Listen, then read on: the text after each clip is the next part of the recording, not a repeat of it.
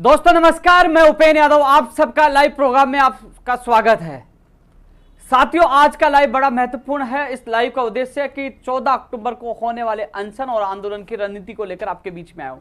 उससे पहले मैं बेरोजगारों के अन्य मुद्दों को लेकर भी चर्चा करूंगा। साथियों, अब आर पार की लड़ाई का ऐलान हमने किया है कि अब राज्य सरकार के खिलाफ खुला मोर्चा खोला है। साथियों, सरकार से हम सबको मिलकर लड़ना होगा, इस लड़ाई को जीतना होगा। साथियों, लगातार जिस प्रकार भर्तियों पर एक पारदर्शिता पर सवाल उठ रहे, पेपर लीक हो रहे, धांधलियां हो रही है, जिसमें बेरोजगारों में अविश्वास उत्पन्न हुआ है। साथियों, 14 अक्टूबर को एक बार फिर पूरी सरकार खिलाफ मोर्चा खोले। वहीं 2 जगह उपचुनाव है और उत्तर प्रदेश में चुनाव है।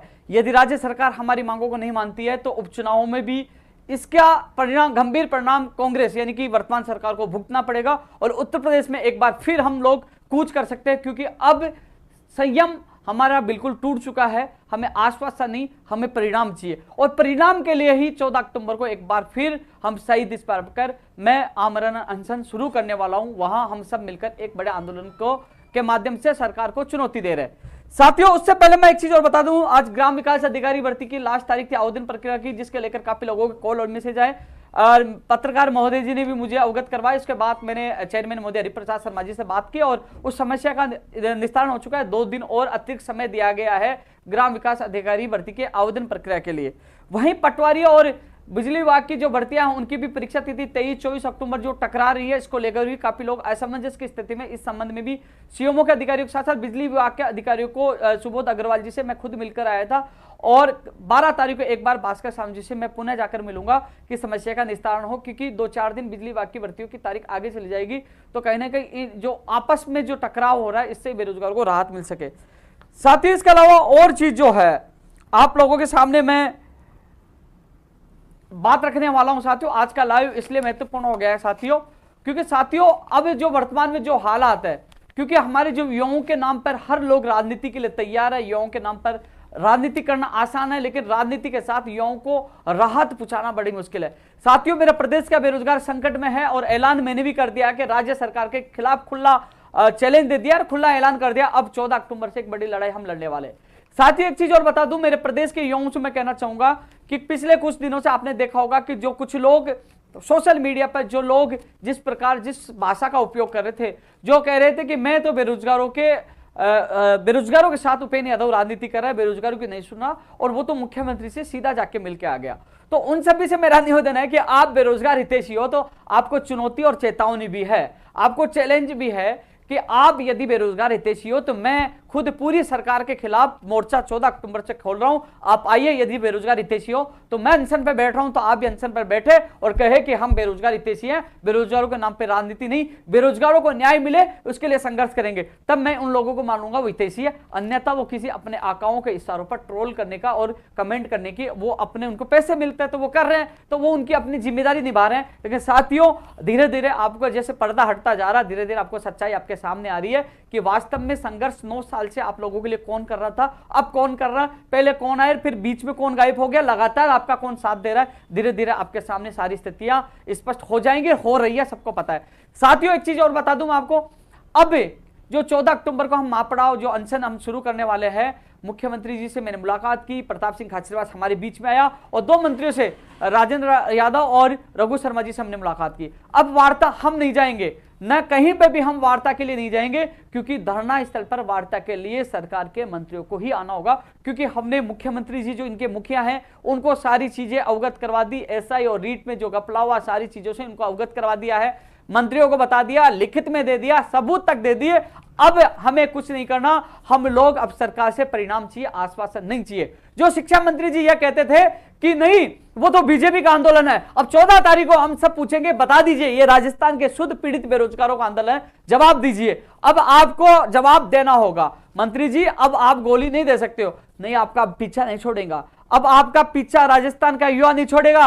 मंत्री जी, अब आपका आश्वासन नहीं, हमें परिणाम चाहिए। आप बार बार ये नहीं कह सकते कि वो तो बेरोजगार बीजेपी के थे, वहां तो और कोई किरोड़ी लाल जी मीणा जी के थे, अब ये नहीं कह पाओगे, क्योंकि वहां शुद्ध बेरोजगार बैठेंगे जो पीड़ित है, जो आपसे सवाल का जवाब मांगेंगे कि आप बताइए बत्ती लाल मीणा कहां है, कहां का पेपर गया, किस किस को दिया है, कहां का ये नेट बंदी से पहले पेपर आउट हुआ, तो सारी चीजों का जवाब हम मांगेंगे। यदि आप मंत्री जी आप बिल्कुल सही हो, आपने बयान दिया कि भर्ती प्रक्रिया में कोई दिक्कत नहीं, पारदर्शिता के साथ हुई है, तो सीबीआई को जांच देने में किस बात का डर है? आप दीजिए सीबीआई को, दूध का दूध और पानी का पानी हो जाएगा, जो गलत होगा वो हो जाएगा। कई अभ्यर्थी मेरे पास वो भी कॉल कर रहे हैं कि भैया हमारे रीट में एसआई में पेपर अच्छा हुआ, हमने बहुत मेहनत की है। हाँ मुझे पता है, कई लोगों को मैं भी जानता हूं जो कई दिनों से, कई सालों से वो तैयारी कर रहे हैं। लेकिन साथियों, जब सीबीआई को हम जांच की मांग कर रहे हैं, सीबीआई से जांच होगी तो घपला होगा तो भर्ती रद्द होगी, घपला नहीं होगा तो आपको घबराने की आवश्यकता नहीं है। लेकिन पहले शिक्षा मंत्री जी तो तैयार हो, वो शिक्षा मंत्री जी क्यों तैयार नहीं हो रहे?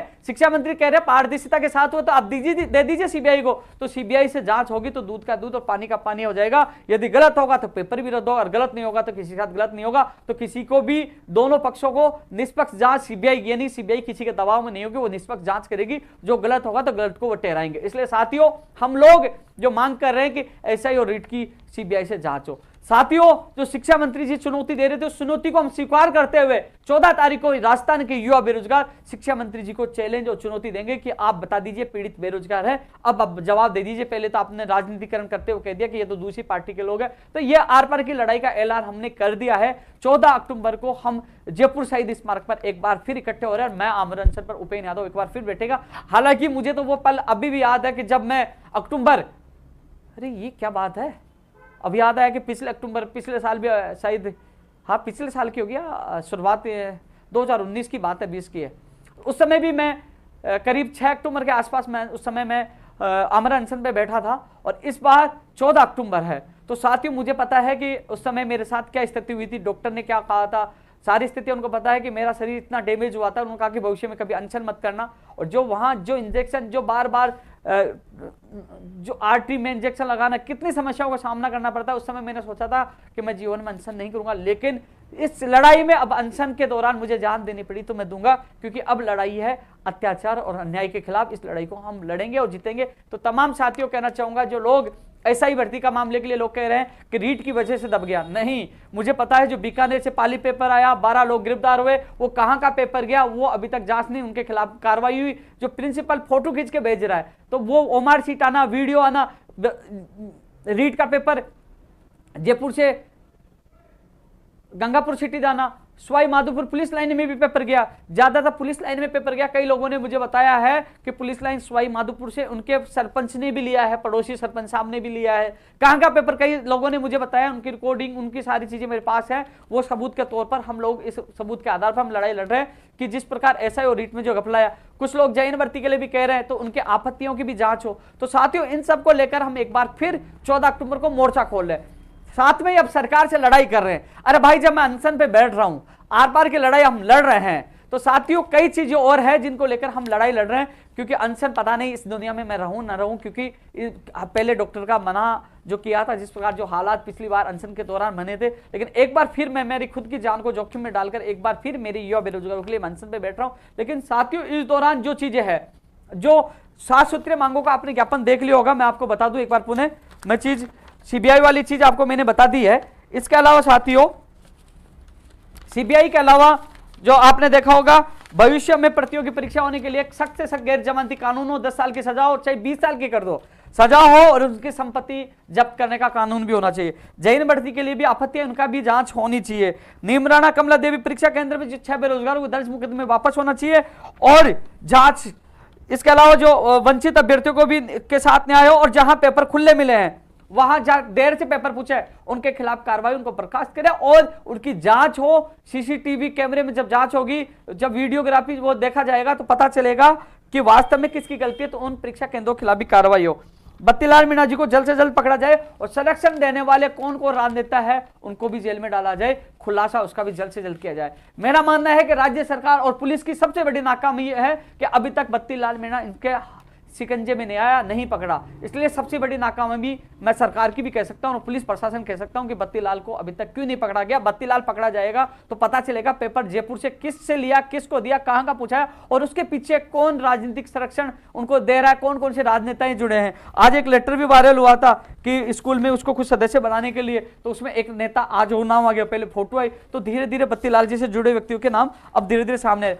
साथियों, मेरे पास वो फोन भी आया, मेरे पास जो कृष्ण गोदारा जी, जो रीट का पेपर लेकर जो आ रहे थे रायसर के पास, जो मनोहरपुर से 27 किलोमीटर 28 किलोमीटर दूर, और दौसा से जो मनोहरपुर दौसा के बीच में जो टैंकर कंटेनर पलटा था, उसमें जो ड्राइवर की जो मौत हुई है, उसके भतीजे का कृष्ण कुमार का मेरे पास फोन आया। उन्होंने बताया कि उनके एक बच्चा है और 10 साल का करीब उसके बच्चा है, और उसकी वाइफ रीट की तैयारी करके रीट की एग्जाम देके आई है, क्योंकि करीब 3 दिन से वो सोया नहीं था। वो सरकारी काम में लगा हुआ था, 3 दिन से सोया नहीं था। एक्सीडेंट में उसकी मौत होगी। अब उसके बच्चे का और उसके परिवार का जिम्मेदार कौन है? राज्य सरकार को उनको सरकारी नौकरी, उसकी वाइफ जो बीएड कर रखी है उनको देनी चाहिए, और उस बच्चे का, उस परिवार की सारी जिम्मेदारी राज्य सरकार को उठाना चाहिए।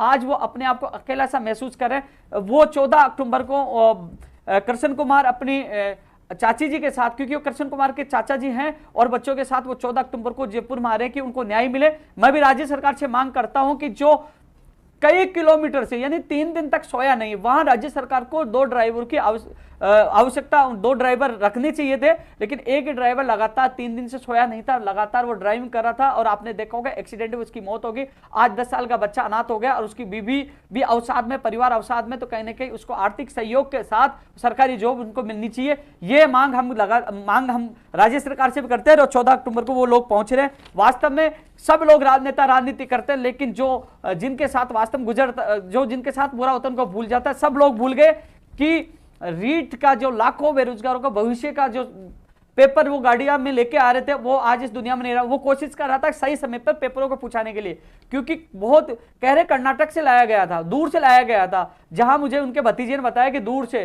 तो वो 3 दिन से सो नहीं पाए थे, और एक्सीडेंट में उनकी मौत होगी। तो कहने की राज्य सरकार को मुआवजे के साथ उनको नौकरी देनी चाहिए, क्योंकि वो प्रदेश के लाखों बेरोजगारों के लिए वो पेपर लेकर आ रहे थे, और सरकारी काम था। तो कहीं ना कहीं 2 ड्राइवर होते तो यह हादसा नहीं होता। तो इस हादसे के दौरान जब पेपर गए, 2 घंटे तक पुलिस भी नहीं पूछी, बताई, ये बता रहे हैं, तो ऐसे में वहां से भी पेपर लीक हो सकता है। उसकी अभी तक जांच नहीं की गई। साथियों, इसके अलावा जो बीएसटी से बीएड मामले में जो याचिकाकर्ता के नाम पर जो बीएड अभ्यर्थी, मेरे पास कई कॉल और मैसेज कर रहे हैं, हमसे लोग पैसे ले रहे हैं, तो उन अभ्यर्थियों से इतना कहना चाहूंगा, न्यायालय का नीतिगत फैसला होगा। न्यायालय कहेगा कि सबको बिठाओ तो सबको बिठाया जाएगा, न्यायालय कहेगा किसी को नहीं बिठाए तो नहीं बिठाया जाएगा। तो इसलिए याचिकाकर्ता के नाम पर किसी को पैसे देने की आवश्यकता नहीं है। फैसला होगा तो सबके हित में होगा, फैसला खिलाफ होगा तो सबके खिलाफ होगा। तो इसलिए आप यह न सोचें कि याचिकाकर्ताओं के पक्ष में ही होगा, क्योंकि अब आप लोगों को केवल याचिकाकर्ताओं के नाम पर पैसे ले रहे हैं, वो अनुचित है। उस पर आप ध्यान दें, अपना आप खुद फैसला ले, किसी के बेखौफ में नहीं आए।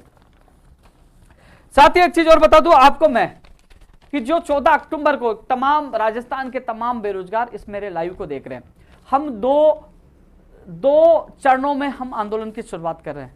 14 अक्टूबर को जो आंदोलन है, जो रीट एसआई, जो तमाम मैंने 7 मांग बता दी, इसके अलावा जो मंत्रियों से जो लिखित में हमारा समझौता हुआ है, क्योंकि जो फरवरी में हमने महापड़ाव डाला, समझौता हुआ, 3 अप्रैल को मुख्यमंत्री जी से मिले, कुछ मांगे पूरी होगी, कुछ मांगे आज भी अधूरी है, उसमें लापरवाही राज्य सरकार और अधिकारी को आ रही है। इसके खिलाफ हम खुला मोर्चा खोल रहे हैं। तमाम लोग सुने जिनको 14 अक्टूबर को आना है। प्रयोगशाला सहायक भर्ती जो अंतिम स्टेज पे है, कैबिनेट में जाना है, लेकिन लगातार कैबिनेट का बहाना बना रहे, लेकिन कैबिनेट में नहीं गई है, न उनका अनुमोदन हुआ है। इस बार अंतिम बार, क्योंकि अनशन पे मैं बैठ रहा हूं, तो कहीं ना कहीं या तो इस बार, क्योंकि आर पार की लड़ाई के मोड में मार रहा हूं, क्योंकि मैंने मेरे बेरोजगारों को रोते हुए देखा, तड़प तड़प के रोते हुए देखा। इस बार जो अनशन मैं कर रहा हूं, तो शायद पता नहीं मैं आपकी दुनिया इस दुनिया में रहूं या न रहूं, लेकिन ये लड़ाई फाइनल है। तो आप सबसे मेरा निवेदन है, प्रयोगशाला सहायक भर्ती जिसका केवल कैबिनेट में अनुमोदन होकर सूची जारी होनी है। एक कैबिनेट में फाइल भेजने के लिए पिछले 10-15 दिन से वो फाइल पड़ी हुई है। इतनी इससे ज्यादा लापरवाही क्या होगी, जबकि सीएमओ में मीटिंग हुई थी, मैं मौजूद था, इससे संबंधित राजेंद्र मौजूद था, लेकिन रेडियोग्राफर लेफ्टिनेंट ने ईसीजी के भी अभ्यर्थी थे, लेकिन अभी तक उसको उलझाए रखा है। तो प्रयोगशाला सहायक भर्ती का वादा सरकार जल्द से जल्द पूरा करे।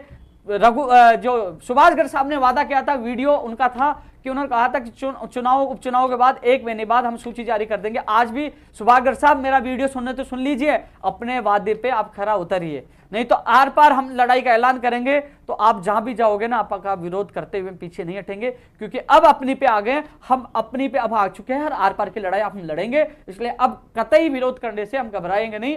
अब आपको हमारा निवेदन है, और 14 तारीख के बाद चुनौती और चेतावनी मिलेगी, क्योंकि अभी भी समय है कि हमारी मांगे पूरी कर दो।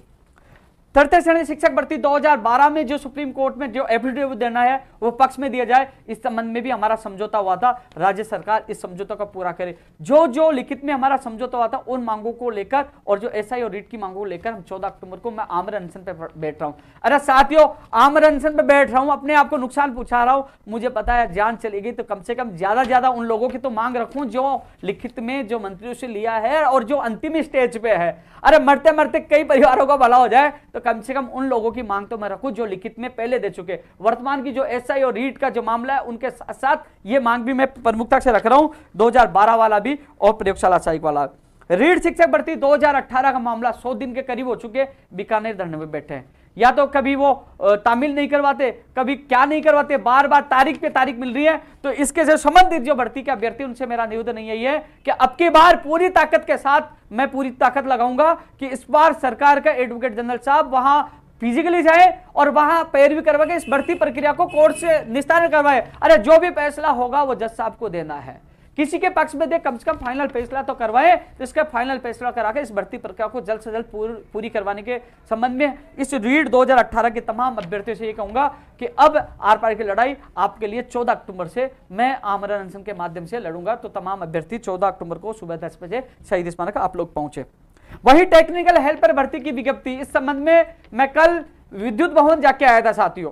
विद्युत भवन में उन्होंने यह कहा कि हमारी तरफ से विज्ञप्ति का कार्य पूर्ण है, यानी कि जो प्रोफॉर्मा है हमने पूर्ण बना रखा है, लेकिन अभी तक एजेंसी के लिए जो कोऑर्डिनेशन कमेटी कौन बनी है कमेटी, उसकी मीटिंग होगी, उसमें तय होगा 4-5 एजेंसियां हैं, उसमें किस एजेंसी को देना है और एजेंसी से कोटेशन आने के बाद तय होने के बाद हम विज्ञप्ति में समय नहीं लगाएंगे, हमारी तरफ से पूरी तैयारी है। मैंने कहा कि भाई आपकी तरफ से पूरी तैयारी, मंचन पे बैठ रहा हूं, हम जब सरकार पे दबाव होगा तो वो मीटिंग भी हो जाएगी। बोले दबाव होगा, मीटिंग होगी तो हम तुरंत इसी महीने में विज्ञप्ति जारी कर देंगे, अन्यथा अक्टूबर महीने में जो हालात बने हुए उस हालात के आधार पर अक्टूबर में भी टेक्निकल हेल्पर की विज्ञप्ति जारी नहीं होगी। इसमें भी बीडी कल्ला जी ने वादा किया था सितंबर में, सितंबर पूरा जा चुका है और अक्टूबर चल रहा है। बार बार आज हम सरकार के खिलाफ मोर्चा क्यों खोल रहे हैं? इसलिए खिलाफ मोर्चा खोल रहे हैं कि टेक्निकल हेल्पर भर्ती की विज्ञप्ति निकालने का वादा सितंबर का था, वो पूरा नहीं हुआ। वही जो मैं प्रयोगशाला सहायक गिना चुका हूं, वही मैं 2012 वाला मुद्दा गिना चुका हूं। ये वो वादे हैं जो फरवरी में वादे किए गए थे, जो अप्रैल में सीएम साहब से मिलने के बाद वादा मंत्रियों ने किया था, रात को 12:30 बजे आए थे। इसलिए इसकी विज्ञप्ति इसी महीने में जल्द से जल्द जारी करें, इसके लिए हम पूरी ताकत 14 अक्टूबर को लगाएंगे। तमाम अभ्यर्थी हैं उनसे ये कहना चाहूंगा कि यदि आप अभी भी नहीं जागे तो इसी हालात जो अभी बने हुए हैं तो अक्टूबर में भी आपकी विज्ञप्ति जारी नहीं होगी। इसलिए घरों से निकले, 14 अक्टूबर को वहां पहुंचे, वहीं पूरी सब्जी खाएंगे, वहीं बैठेंगे, जब तक इस बार हम लोग विज्ञप्ति लेकर ही जाएंगे, टेक्निकल हेल्पर की विज्ञप्ति लेकर ही जाएंगे। तमाम अभ्यर्थियों से कहना चाहूंगा अपने लिए घरों से निकले और विज्ञप्ति के लिए जयपुर पूछे 14 अक्टूबर सुबह 10 बजे। साथियों, रेडियोग्राफर, लैब टेक्नीशियन, ईसीजी, ये चयनित अभ्यर्थी हैं।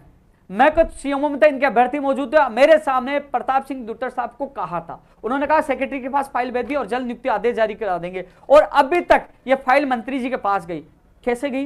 मंत्री जी के पास गई, बोले टर्निंग की फाइल भेजी गई और टर्निंग की मंत्री जी ने वापस लौटा दी, बोले टर्निंग के नहीं, नियुक्ति की फाइल भेजी है। और अब फाइलों का चक्कर चल रहा है। अब वो कह रहे हैं कि दोबारा से वो फाइल जाएगी, उसके बाद नियुक्ति आदेश होंगे। हालांकि ईसीजी की फाइल सही गई है, पहले ईसीजी की नियुक्ति आदेश होंगे, लेकिन रेडियोग्राफर, लैब टेक्नीशियन की विभागीय लापरवाही से वापस अटक गई है। तो साथियों, जितने इनको लापरवाही करनी है करने दीजिए, हम सब मिलकर 14 अक्टूबर को जवाब देंगे। तमाम साथियों से मेरा निवेदन है कि जिन जिन मैं भर्तियों का नाम ले रहा हूं, इन भर्तियों को लेकर 14 अक्टूबर को आमरण अनशन, वहां हम सब लोग बैठेंगे। तमाम मीडिया, प्रदेश की और देश की तमाम मीडिया वहां रहेगी और इस बार आर पार लड़ाई का ऐलान हो, क्योंकि उपचुनाव भी है और बहुत कुछ है। इस बार बड़ी लड़ाई है। आप सभी साथियों से निवेदन है, आप ज्यादा से संख्या में सुबह 10 बजे शहीद स्मारक पूछो। साथियों, इसके अलावा रेडियोग्राफर, लैब टेक्नीशियन की जो हाईकोर्ट में सुनवाई उसमें फाइनल निस्तारण करवा जाए, वो भी मांग इसमें हमने रखी है। इसके अलावा पंचायत राज एलडीसी भर्ती 2013 10,029 पदों पर माननीय मुख्यमंत्री जी ने 2 बार घोषणा कर दी, लेकिन इसका नियुक्ति प्रक्रिया का कैलेंडर जारी नहीं हुआ। ये मांग भी हम इस आमरण अनशन में मैं रख रहा हूं, क्योंकि ये भी हमें लिखित में राज्य सरकार के मंत्रियों ने दिया था, लेकिन वो मांग आज भी अधूरी है। तमाम पंचायत राज एलडीसी के जो अभ्यर्थी हैं, मेरी कोशिश ये रहेगी जो मांग पत्र में शामिल है, इन अभ्यर्थियों को राज्य सरकार दीपावली पर तोहफा दे, और इसके लिए मैं मेरी जान दांव पे लगा रहा हूं। मैं आमरण अनशन कर रहा हूं कि इन मेरे बेरोजगार अभ्यर्थियों को दीपावली का तोहफा मिलना चाहिए, इसके लिए मैं पूरी ताकत लगा रहा हूं। फार्मासिस्ट भर्ती की संशोधित विज्ञप्ति और परीक्षा तिथि जल्द से जल्द जारी की जाए, यह मांग भी प्रमुखता के तौर पर इस मांग पत्र में शामिल है 14 अक्टूबर के आंदोलन में। इसके अलावा शिक्षा विभाग में 19,000 पदों के लिए, शिक्षा मंत्री जी मुझे यह बता दीजिए, आप लगातार ये कह रहे हो कि कंप्यूटर भर्ती का सिलेबस और विज्ञप्ति जल्द जारी होगा। कितने सप्ताह पहले आपने कहा था, मेरे को लगता महीना भर होने वाला है, आपने कहा था कि सिलेबस जल्द जारी हो जाएगा। वो जल्द कब आएगा? प्रदेश के बेरोजगार पूछ रहा जल्द कब आएगा? मंत्री जी यदि युवाओं ने एक बार आगाज कर दिया तो मंत्री जी आपका मंत्री पद और प्रदेश अध्यक्ष पद भी नहीं बचेगा, क्योंकि युवाओं में बड़ी ताकत है। आपसे अभी भी हम हाथ जोड़ के निवेदन करते हैं, जो कहो उस पर खरा उतरो, गोली नहीं, कैप्सूल नहीं, हमें परिणाम चाहिए। हमें कंप्यूटर भर्ती की सिलेबस और विज्ञप्ति चाहिए, और जल्द से जल्द विज्ञप्ति चाहिए, और संघर्ष करके जिस प्रकार हमने उत्तर प्रदेश तक जाना पड़े और फिर जाना पड़े तो फिर जाएंगे, लड़ेंगे, लेकिन हम पीछे नहीं हटेंगे। हमें कंप्यूटर भर्ती की सिलेबस और विज्ञप्ति चाहिए, और खुला कह रहे जल्द नहीं हुआ तो बड़ा पंगा भी होगा, बड़ा आंदोलन भी होगा, चाहे फिर प्रियंका गांधी जी के पास उत्तर प्रदेश जाना पड़े, लेकिन पीछे नहीं हटेंगे। इसलिए अभी आप तक मेरा मैसेज जा रहा हो, यदि कोई आपका चाटुकार इस वीडियो को देख रहा हो तो मंत्री जी आपको सुनना होगा, आपको अपना वादा पूरा करना होगा। जल्द से जल्द कंप्यूटर भर्ती का सिलेबस और विज्ञप्ति आपको जारी करनी होगी। और जब लगातार आप घोषणा कर रहे हो कि हम 19,000 पदों पर हम लोग first grade second grade PTI की भर्तियां निकालेंगे, आप 10,000 6,000 आंकड़े मत गिनाइए, ये तो मैं बहुत पहले अभ्यर्थियों को बता चुका, लेकिन आपको उन पदों की विज्ञप्तियां कब जारी करोगे ये बताओ, कब वैकेंसियां निकालोगे? हमें लॉलीपॉप नहीं चाहिए। 24 दिसंबर 2019 को 3,000 पदों पर आपने फर्स्ट ग्रेड की घोषणा की थी, वो मांग आज भी अधूरी है। हमें 19,000 पदों का वर्गीकरण और उसकी घोषणा, उसकी विज्ञप्ति कब जारी होगी वो घोषणा जल्द से जल्द चाहिए। ये मांग भी 14 अक्टूबर को रख रहे हैं। ऐसा नहीं है आपने बोल दिया 6,000 पे फर्स्ट ग्रेड क्या आएगी, 10,000 पे सेकंड ग्रेड आएगी, और बच्चे पद क्या होंगे? भाई पीटीआई की भी आप घोषणा करिए, आप घोषणा करिए कि विज्ञप्ति कब आएगी, और कम से कम इसमें समय भी दीजिए। एक साथ परीक्षा का टकराव मत करिए। एक अभ्यर्थी क्या क्या तैयारी करे, कम से कम 5-6 महीने की आपको समय तो अवधि आपको देनी होगी, इसलिए समय देने की कोशिश करिए। भैया कैमरा बंद हो गया, एक बार देखना, इस चीजों के लिए उधर से देखना, उनको बोल, उन चीजों के लिए आपको आप इस समय देना होगा। पंचायत राज जैन भर्ती की विज्ञप्ति जल्द से जल्द जारी हो, उनको बताना एक बार जाके। पंचायत राज जैन भर्ती की विज्ञप्ति जल्द से जल्द जारी हो, उसके लिए भी हम प्रयास करें। पंचायत राज जैन भर्ती जो नया जो आप रूल्स बना रहे हो उसको अनुमोदन जल्द से जल्द होकर जल्द से जल्द इसकी विज्ञप्ति जारी हो, क्योंकि कई सालों से पंचायत राज जैन भर्ती का अभी तक भर्ती नहीं आई है। इसकी भी हम मांग 14 अक्टूबर के होने वाले अनशन में कर रहे हैं। इसके अलावा दंत चिकित्सक, रेडियोग्राफर, नेत्र सहायक, लैब टेक्नीशियन, नर्सिंग भर्ती, चिकित्सा विभाग की वार्ड वो जो नई भर्तियों की भी मांग कर रहे हैं। चिकित्सा विभाग में जल्द से जल्द रेडियोग्राफर निकाली जाए, लैब टेक्नीशियन निकल जाए, दंत चिकित्सक निकल जाए, नेत्र सहायक निकल जाए, ओटी टेक्नीशियन का कैडर बनाया जाए, ओटी टेक्नीशियन निकाल जाए। इन भर्तियों की हम मांग कर रहे हैं। दंत चिकित्सक के अभ्यर्थी लगातार संपर्क में है, तो जल्द से जल्द दंत चिकित्सक भर्ती की भी विज्ञप्ति जारी की जाए। वरिष्ठ अध्यापक भर्ती 2016 की सूची जारी की जाए। डीओपी से डीओपी में मिलकर आया था, लेकिन उसके बाद मेरी मुलाकात नहीं हो पाई, तो डीओपी से फाइल जाने के बाद अभी आरपीएससी और बीकानेर का भी रोल है, तो जल्द से जल्द इसकी सूची जल्द से जल्द जारी की जाए। स्कूल व्याख्याता भर्ती 2018 में कम किए गए 14%, 689 पद। मंत्री जी ये आपका वादा है, कातर सभा में आपने वादा किया था मेरा एक फोन बजेगा। प्रदेश का बेरोजगार इंतजार कर रहा है कि आपकी फोन की घंटी कब बजेगी, कब उनको न्याय मिलेगा। यह वादा भी आपको पूरा करना होगा शिक्षा मंत्री जी। हम सब मिलकर इसके लिए अब मैदान में उपेन्द्र यादव उनके साथ है, अंतिम क्षण तक इनके लिए मैं लड़ाई लड़ूंगा। आपको अपना वादा पूरा करना होगा, और जहां आप जाओगे ये वादा मैं जरूर अब याद दिलाऊंगा कि मंत्री जी फोन कब बजेगा आपका। राजस्थान के बेरोजगार याद कर रहे हैं। राजस्थान की भर्तियों में बाहरी राज्यों को कोटा खत्म किया जाए और राजस्थान के बेरोजगारों को प्राथमिकता दी जाए, यह प्रावधान भी राज्य सरकार को करना चाहिए।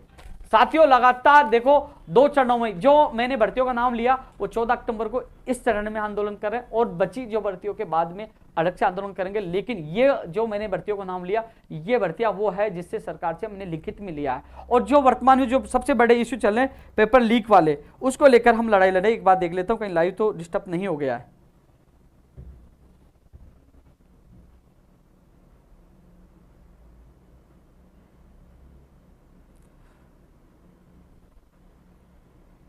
साथियों लाइव आ रहा हूं ना, एक जवाब दीजिए। प्राथमिकता दी जाए, यह प्रावधान भी राज्य सरकार को करना चाहिए।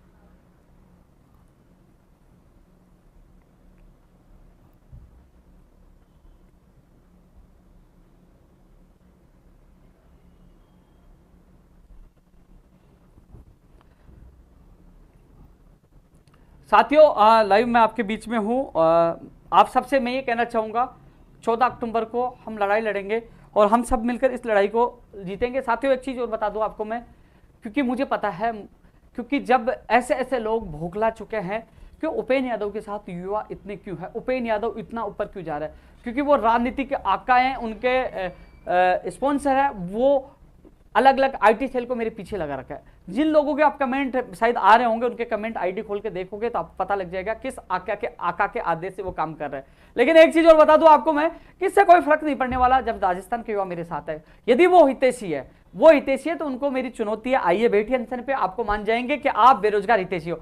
साथियों जो लोग आपके लिए लड़ना नहीं चाहता, आपके लिए आना नहीं चाहता, तो वो लोग कुछ नहीं कर सकते। केवल आप लोगों के लिए जब संकट में होते हैं, आपका भाई आपके साथ होता है। लंबित भर्तियों के लिए आपका भाई लड़ता है, नई भर्तियों के लिए आपका भाई लड़ता है, बाहरी राज्य के कोटे के लिए आपका भाई लड़ रहा है, और पेपर लीक हो, चाहे कानून बनाने की मांग हो, मुकदमे वापस लेने की मांग हो, जब भी कोई बात बेरोजगार की आती है तो उपेंद्र भाई आपके साथ रहता है। लेकिन जो तमाम लोग केवल आपके नाम पर राजनीति कर रहे हैं, क्योंकि आपने देखा होगा कि जब प्रदेश में जब बेरोजगार संकट आया तो आपने देखा होगा कि आपका भाई हमेशा साथ रहा है। तो इसलिए साथियों मैं तो हमेशा साथ रहूंगा, लेकिन जो परिस्थितियां लोगों ने, क्योंकि साथियों एक किसान का बैठा हूं, मेरे पास इतनी आईटी सेल नहीं है, मेरे कई युवा साथी उनको जवाब देने की कोशिश की तो वो लोग क्या करते हैं, माँ बहन की गालियां निकालते हैं। तो वो लोग देखते हैं इनके कौन मुंह लगाए। उन मेरे साथियों के कहना चाहूंगा, ऐसे लोगों को मुंह लगाना भी नहीं है, क्योंकि इनमें न दम है न कुछ है, क्योंकि केवल किसी के इशारे पे काम कर रहे हैं, न हमारा हौसला तोड़ पाएंगे न कुछ कर पाएंगे। हम में दम है, लड़ाई लड़ रहे हैं। अरे भाई लड़ाई मैदान छोड़कर नहीं भागे, अंतिम समय से लड़ रहे हैं। और तुम कह रहे हो, अरे भाई खुला कह रहा हूं, ये वीडियो तो पूरी सरकार तक जा रहा है ना। मैंने एक मंत्री और पीसीसी को भी, पीसीसी चीफ को ललकारा है, मैंने पूरी कांग्रेस के खिलाफ एक आगाज किया। साफ कह रहा हूं कि आगाज एक मोर्चा खोल रहे हैं 14 अक्टूबर से। आप लोग जो अभी सुन लीजिए, आज नोट कर लीजिए, ये लोग थोड़े दिन बाद जैसे आगाज होगा, जेल भी होगी, पता नहीं, मैं फिर अनशन, पता नहीं क्या क्या होगा, ये थोड़े दिन बाद पता क्या कहेंगे, यार ये तो बीजेपी का आदमी है। थोड़े दिन बाद आप नोट कर लेना ये चीज, कि ये लोग कहने लग जाएंगे ये तो बीजेपी के इशारे पे कर रहा है, बीजेपी का आदमी है। फिर आरएलपी का बता देंगे। इनका कोई स्टैंड नहीं है साथियों। मैं मेरे बेरोजगारों का पहले भी था, आज भी हमेशा रहूंगा। तो इसलिए साथियों सबसे मेरा निवेदन है कि 14 अक्टूबर को हम शांतिपूर्वक, वहां हमारा गांधी नीति के तहत हम आमरण अनशन पे मैं बैठ रहा हूं, हम सब लोग वहीं बैठेंगे। और इस बार जो, क्योंकि उपचुनाव भी है, क्योंकि उपचुनाव से पहले यदि सरकार के सामने राजस्थान के तमाम बेरोजगार इकट्ठे होंगे, बात रखेंगे, तो सरकार को सुनना पड़ेगा, क्योंकि युवा बेरोजगार राज्य सरकार का समीकरण बिगाड़ सकता है। यदि सरकार ने हमारी मांगे नहीं सुनी तो दोनों उपचुनाव में इसका प्रभाव राज्य सरकार को दिखेगा, उठाना पड़ेगा, गंभीर परिणाम सुनना पड़ेगा। और यदि सरकार ने अभी भी अपनी नीति नहीं बदली तो आने वाले 2023 चुनाव में 21 सीट भी नहीं आएंगी, 10 सीट भी मुश्किल से मिल पाएगी, क्योंकि राजस्थान के युवा बेरोजगार समीकरण बिगाड़ने का मादा भी रखता है और समीकरण खराब करने की स्थितियां भी ला सकता है। इसलिए अभी भी सरकार के पास समय है कि आप हमारे बेरोजगारों की पीड़ाओं को सुने। राजनीति ऐसा नहीं कि वो उस पार्टी के, किसी पार्टी के नियम, हम युवा बेरोजगार, शुद्ध बेरोजगारों का आंदोलन है, आपको सुनना होगा, बेरोजगारों को न्याय देना होगा। इस सब के लिए हम लगातार संघर्ष करें। बुला दीजिए ना भाई, इसको बंद करने के लिए बुला दीजिए। इन सब के लिए हम सब लगातार हम प्रयास और संघर्ष कर रहे हैं। तो साथियों मेरी ताकत आप लोग हैं। मैं इतना ही कहना चाहूंगा, जो लोग हितैषी आपके, वो जरूर वहां के अनशन में बैठे और कहे, फोटो डाले कि हम अनशन पे बैठ गए आपके लिए। साथियों केवल मैं आपको पहले भी कहना चाहूंगा, आज भी कह रहा हूं, अब स्थिति हमारी और भी मजबूत हो चुकी है। कल मान लीजिए बड़ा आंदोलन होता है, उग्र आंदोलन होता है, तो न मीडिया न प्रदेश की जनता हमें यह कह पाएगी कि उपेंद्र यादव उनके साथियों ने उग्र आंदोलन क्यों कर दिया, उन लोगों ने सरकार तक बात क्यों नहीं पहुंचाई। साथियों हम सीएम से मिल चुके हैं, 3 मंत्रियों से मिल चुके हैं, सीएमओ के अधिकारियों ज्ञापन दे चुके हैं। अब हमारी तरफ से जो प्रक्रिया पूर्ण थी हमने कर ली है। कल हमें कोई दोषी ठहरा नहीं सकता कि आप उत्तर प्रदेश में क्यों चले गए, मुख्यमंत्री जी नहीं थे क्या, शिक्षा मंत्री नहीं था क्या, और मंत्री नहीं थे। तो हमारी बात पूछा दी, क्योंकि हमें कोई दोषी नहीं ठहराएगा। सरकार तक पूरी बात जा चुकी है, सरकार तक पूरी बात जा चुकी है। अब सरकार को काम करना होगा, क्योंकि अब आर पार की लड़ाई लड़ रहे हैं। तो मीडिया और प्रदेश की जनता हमारी इसलिए साथ होगी कि उपेंद्र यादव पहले मुख्यमंत्री जी के पास गया, मंत्रियों के पास गया, सबको मैं हर चीज बता चुका हूं, हर मंत्री को अपना उनका वादा याद दिला चुका हूं। साथ ही एक चीज बताऊं मंत्री, एक चीज बताओ, कई लोगों ने कहा मेरी जो फोटो वायरल हुई, आप सोचिए मैंने फोटो किसने डाली, मैंने ट्वीट किया ना, मीडिया को मैंने दी ना। क्यों दिया? क्योंकि मैं, मेरी बात जो भी होगी, मैं मेरे बेरोजगार से हर बात शेयर करता हूं, हर बार, क्योंकि राजनेता क्या करते हैं, हर बात छुपाते हैं। मैं हर बात बेरोजगार तक पूछाता हूं कि मुझे बुलाया और मेरी बात हुई, मैंने जो चीजें हुई मैंने आपके सामने रखी और मैं संतुष्ट नहीं हुआ। भैया मिलने से परिणाम नहीं आए, मुझे परिणाम आदेश के रूप में चाहिए थे कि मुझे था कि कहीं ना कहीं मुख्यमंत्री जी को मैंने पूरा ब्रीफ किया तो कहीं ना कहीं वो अधिकारियों से इनपुट लेकर कहीं ना कहीं वो जल्द घोषणा करेंगे। मैं इस आस में था, इसलिए मैंने सोचा कि आंदोलन तो हम जारी रखना, लेकिन वो हमें परिणाम नहीं मिला। इसलिए उग्र जो वापस सरकार के खिलाफ मोर्चा खोलने का ऐलान मैंने ही किया है। साथियों नहीं मिलता, आप सोचिए दोनों तरफ से मार कैसे हो रही है। यदि मैं मुख्यमंत्री जी से मिलने नहीं जाता तो कहते कि बेरोजगार राजनीति कर रहे हैं, हमने बुलाया था वार्ता के लिए नहीं आए। मिलने चले गए तो लोग कहने लगे यार क्यों मिल के आ गया। भाई पाकिस्तान के प्रधानमंत्री से काम कर रहा हूं, काम तो इन्हीं मुख्यमंत्री जी से करवाना, इनके सामने रखना। मैंने मेरा फर्ज निभा दिया कि उन तक बात पहुंचा दी। कल मान लीजिए अनशन पे मेरी मौत भी होती है, कुछ मेरे साथ गलत होता है तो प्रदेश की जनता और मीडिया तो कहेगी कि वो बंदा आपसे मिलके गया था, वो बंदा आपके मंत्रियों से मिला था, न्याय क्यों नहीं मिला, वो पहले आपसे मिला। तो साथियों मैं मेरी तरफ से पूरा फर्ज निभा चुका हूं, सरकार के मुखिया और मंत्रियों को बता चुका हूं। कल आप अपनी रणनीति और अपने बेरोजगारों को कोई दोष नहीं दे कि इन लोगों ने क्यों नहीं बताया, पूरी सरकार को पता है, मीडिया के माध्यम से पता है। अब जो गेंद है सरकार के पाले में है, उनको ही अब फैसला करना होगा।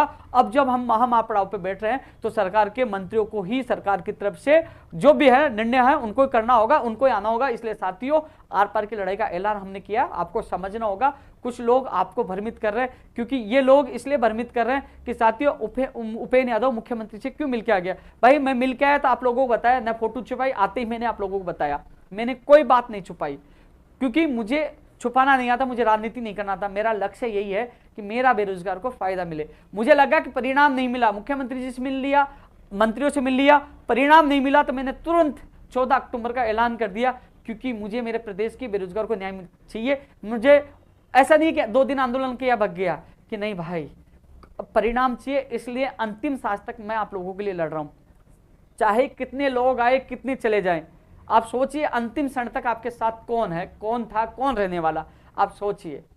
इसलिए आप मनन चिंतन करिए। और कई लोग कह रहे हैं कि साथियों जांच के बाद ही स्थिति स्पष्ट होगी, सीबीआई की जांच के बाद ही सारी चीजें होगी, बत्ती लाल के कनेक्शन किस किस से थे, कहां का पेपर गया, उसके बाद स्थिति होगी। इसलिए सभी साथियों से मैं निवेदन करना चाहूंगा कि सख्त से सख्त गैर जमानती कानून बने, उन बेरोजगारों के दर्ज मुकदमे भी वापस हो, और रीट कंटेनर लेने वाले के परिवार को सरकार सरकारी नौकरी दे और आर्थिक सहयोग करे। कई मुद्दों जो लिखित में समझौता हो वो मांगे पूरी, इनके लिए बड़ा आगाज सरकार के खिलाफ मोर्चा खोल रहे हैं। इसलिए सभी साथियों से निवेदन है आप सबको 14 अक्टूबर को आना है, क्योंकि एक चीज और बता दूं कि शायद 14 अक्टूबर को यह आंदोलन मेरा लास्ट हो, क्योंकि इसके बाद पता नहीं जो अनशन है। मुझे पता है कि इस बार कई बार मैंने अनशन किया, कई बार अनशन किया, इन 7-8 बार मैंने अनशन किया है, कभी घबराया नहीं।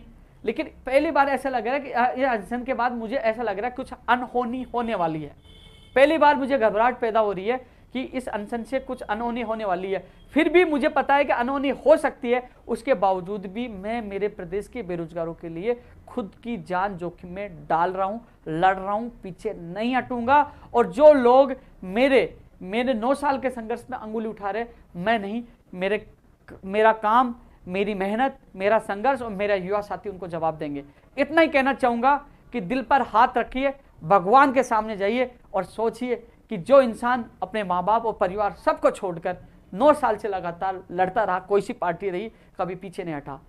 20 तारीख को, 22 तारीख को, 30 तारीख को और फिर उसके बाद 5 तारीख को और फिर 14 अक्टूबर को फिर ऐलान कर दिया।